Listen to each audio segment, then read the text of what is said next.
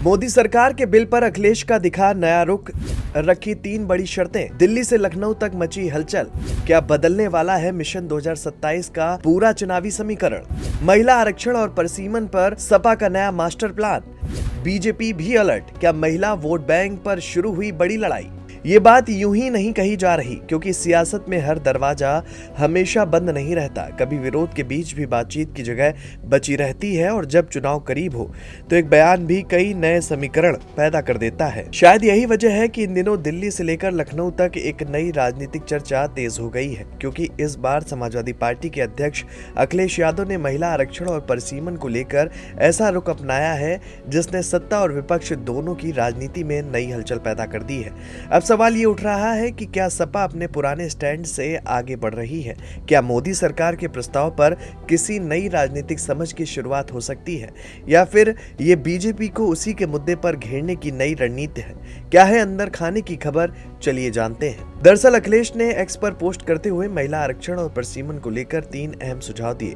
उन्होंने कहा कि अगर परसीमन के बाद लोकसभा की सीटें बढ़ाई जाती हैं तो राज्यसभा और विधान परिषद जैसे उच्च सदनों में भी सीटों की संख्या बढ़नी चाहिए। इसके साथ ही उन्होंने मांग की कि महिला आरक्षण में पिछले वर्ग की महिलाओं और मुस्लिम महिलाओं को भी उचित प्रतिनिधित्व मिले। उनकी तीसरी मांग ये रही कि महिला आरक्षण को भविष्य के लिए न टाला जाए, बल्कि 2027 के यूपी विधानसभा चुनाव से ही लागू किया जाए। अखिलेश की 3 बड़ी मांगे: उच्च सदनों में भी सीटें बढ़े, पिछड़े और मुस्लिम महिलाओं को प्रतिनिधित्व, 2027 से महिला आरक्षण लागू हो। इन मांगों के बाद राजनीतिक चर्चाओं ने रफ्तार पकड़ ली है। कई जानकारों का मानना है कि अखिलेश यादव ने सीधे विरोध का रास्ता नहीं चुना, बल्कि अपनी शर्तों के साथ बहस को नई दिशा देने की कोशिश की है। इसी वजह से ये चर्चा भी शुरू हो गई है कि अगर सरकार इन सुझावों पर विचार करती है तो संसद में समाजवादी पार्टी का रुख पहले से अलग दिखाई दे सकता है। हालांकि अभी तक समाजवादी पार्टी ने कहीं भी ये नहीं कहा है कि वो सरकार के प्रस्ताव का समर्थन करेगी, इसलिए फिलहाल इसे संभावित राजनीति, रणनीति और चुनावी संदेश के तौर पर देखा जा रहा है। लेकिन पूरी कहानी सिर्फ संसद तक सीमित नहीं है।